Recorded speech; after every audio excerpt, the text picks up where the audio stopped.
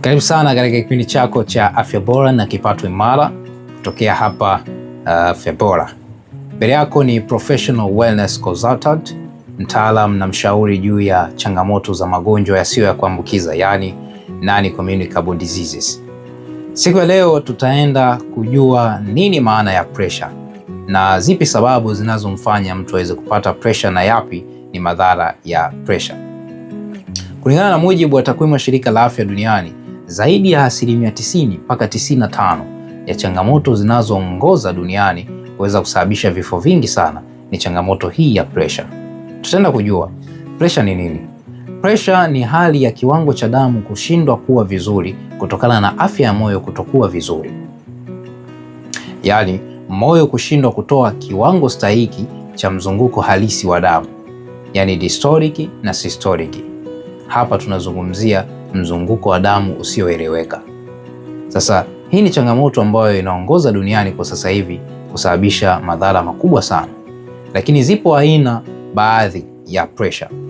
Aina ya kwanza ya pressure hii tunaita ni pressure ya kupanda au hypertension. Hii ni pressure ambayo inamsababisha mtu kuelekea katika changamoto mbalimbali ikiwa mojawapo ya stroke. Lakini pressure ya pili ni pressure ya kushuka, yani hypotension. Sasa tutaenda kuona zipi sababu zinazomfanya mtu aweze kutengeneza changamoto hii ya pressure. Sababu ya kwanza ni obesity, yani kuwa na uzito mkubwa, lakini pia kuwa na mafuta mengi mwilini. Yani kuanzia kilo 80 unakuwa upo hatarini zaidi kupata changamoto hizi za pressure. Lakini sababu ya pili ni lack of physical activities, ukosefu wa mazoezi maalum ambayo haya yatakusaidia kujenga mwili wako, lakini pia kuondokana na kuepukana na kujilinda na hizi changamoto za pressure. Ukikosa mpangilio maalum wa mazoezi, basi inaweza ikawa ni sababu ya wewe kukupelekea kupata changamoto hizi za pressure. Lakini sababu ya tatu ni kuwa na mpangilio mbovu wa lishe. Unapokosa mfumo mzuri wa vyakula, moja kwa moja ikiwa imejumuisha vyakula vyenye fati nyingi, hapa tunazungumzia junk food, lakini pia tunazungumzia vyakula vyenye athiri ya uchumvi, lakini vyenye athiri ya sukari nyingi. Hivi ni vyakula ambavyo kama utavitumia pia pasipo kufuata program maalum ya vyakula, yawezekana ukawa upo hatarini pia kupata changamoto ya pressure. Lakini zipi ni athari au madhara ya changamoto hii ya pressure? Madhara ya kwanza ni stroke. Unapopata changamoto ya pressure, basi tambua upo hatarini kupata changamoto ya kustroke, yani kupooza upande mmoja wa mwili na kushindwa kuendelea majukumu yako kama kawaida. Lakini sababu ya madhara ya pili ni madhara ya koma, nikiwa namaanisha kupoteza fahamu. Hii ni mojawapo ya sababu nyingi sana ambazo zinawapelekea watu wakiwa katika majukumu yao kutokana na stress, pengine kutokana na shughuli ambazo wanazifanya zinawapelekea kuweza kupoteza fahamu kutokana na changamoto hii ya pressure. Lakini madhara ya tatu ni madhara ya kidney failure, kufeli kwa figo. Hii imekuwa ni mojawapo ya sababu kubwa sana zinazowapelekea watu wengi kupata changamoto za figo na kufikia hatua za kufanyiwa dialysis, yani kufanyiwa mfumo wa kusafishwa figo.